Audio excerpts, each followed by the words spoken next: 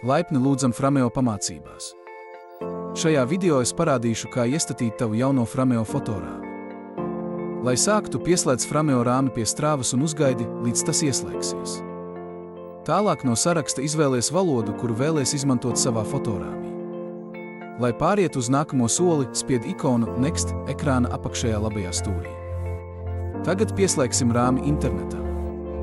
Atrodi un izvēlies savu Wi-Fi tīkla nosaukumu no saraksta un ievadi Wi-Fi paroli, lai pieslēgtos. Kad rāmis būs pieslēdzies tīklam, zem tīkla nosaukuma parādīsies uzraksts Connected. Pabeidz iestatīšanu, izvēloties savu laika joslu no saraksta. Rāmis pārbaudīs, vai ir pieejama jaunāka Frameo programmatūras versija.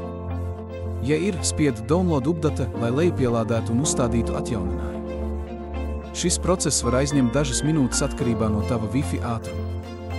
Tagad ievadi savu vārdu un vietu, kur atrodas rāmis, piemēram, viesistaba vai virtuve. Šī informācija būs redzama draugiem un ģimenei, kad viņi sūtīs foto uz tavu rāmi no saviem telefoniem. Tas arī viss, tavs rāmis ir gatavs lietošanai. Tagad vari pievienot draugus un ģimeni, lai sāktu baudīt brīnišķīgas fotogrāfijas. Nākamajā video parādīšu, kā pievienot draugus savam Frameo rāmim.